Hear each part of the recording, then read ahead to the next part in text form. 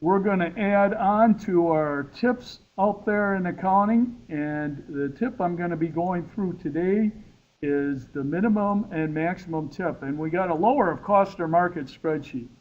You guys remember doing this in Accounting 1, right? It's a lot of fun, right? Well, on this spreadsheet, first thing, lower of cost or market spreadsheet, you just do your calculations, the number of units times the cost gives you the cost. And then for the market, you have the number of units, 12 times the market price is the market. Okay? These down.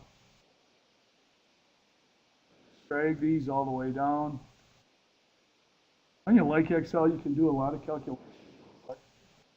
When I first started doing Excel back in the 80s, 1983 is when they gave me the first IBM PC. We did all these calculations by the calculator. And then you'd write it down doing it. Wow, this saved so much work. Okay, and then we're going to show you how to even save more work. Now you can go through and do the thought process and say lower of cost or market, which one of these two are lower, right? Well, instead of doing that, how about we do a handy dandy little formula and just say which is the lowest one?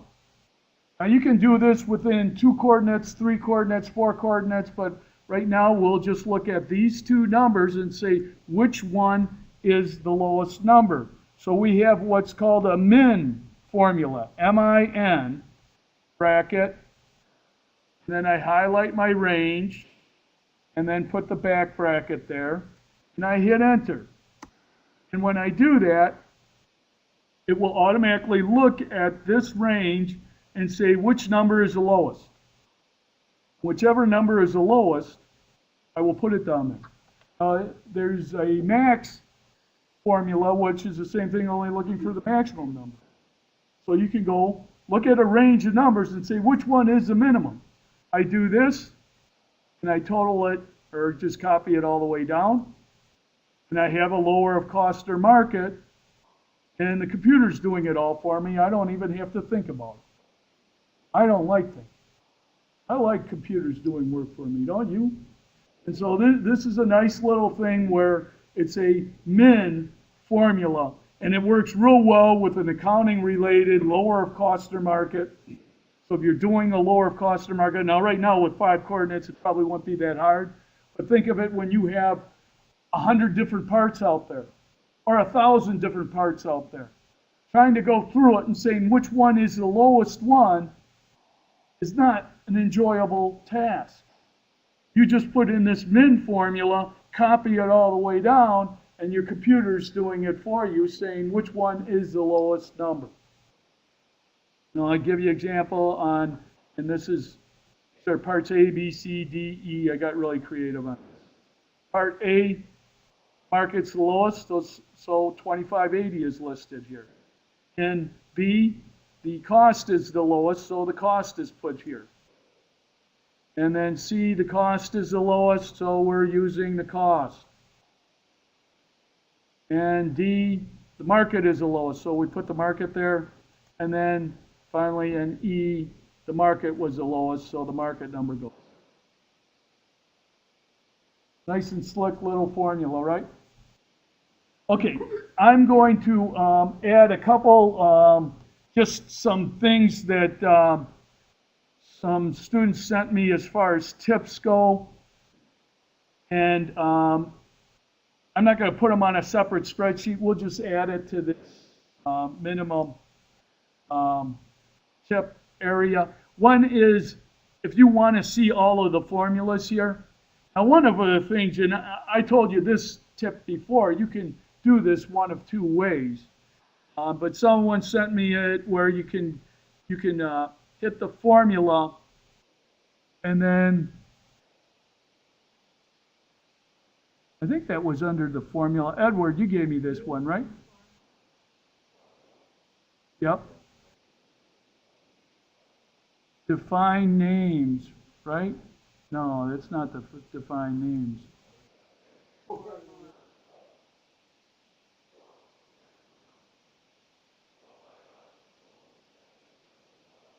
They're logical.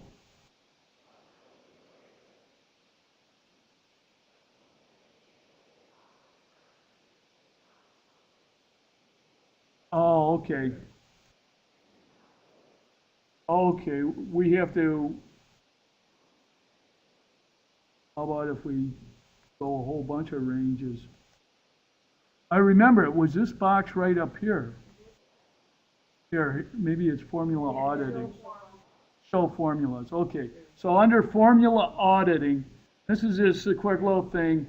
Under formula auditing, you can go show formulas, and when you do that, it will show all of the formulas in your spreadsheet.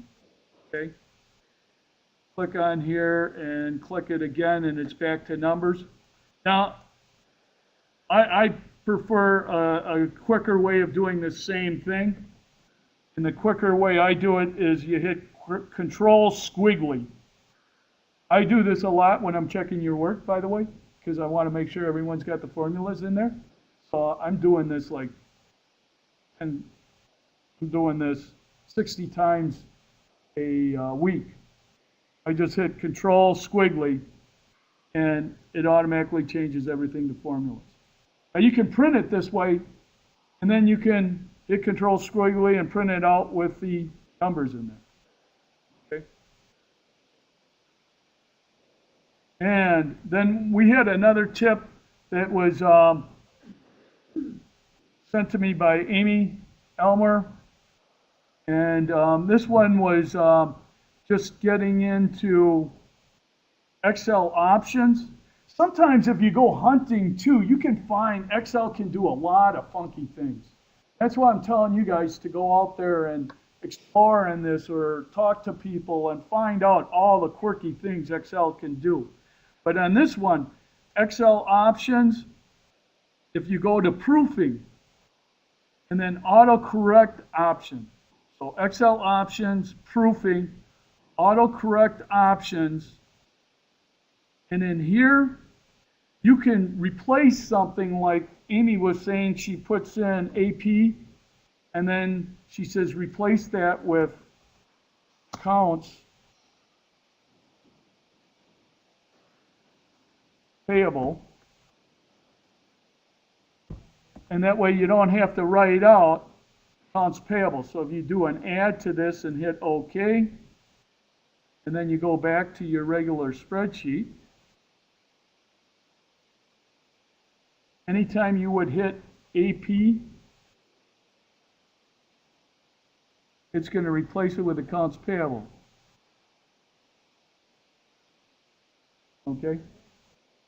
So you just hit AP and hit enter, and it says accounts payable on there.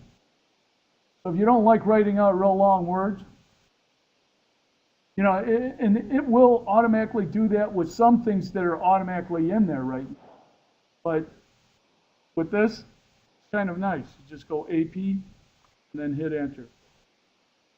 Okay? So those are kind of, I thought, small little tips. Make sure, though, if you do give me a tip, especially if it's elaborate and you're going to get the 40 points for it, I want a spreadsheet all set up for it.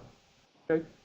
Don't type out explanations on how to do something. You show me how to do it on a spreadsheet. You know, go before and then give me the steps that you would want to follow, and then an after spreadsheet.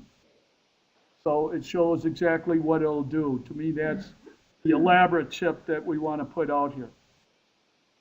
You think these tips are worthwhile, right? Down the road, like I said, we're going to put a shell of this class out there in Blackboard where if you go Excel,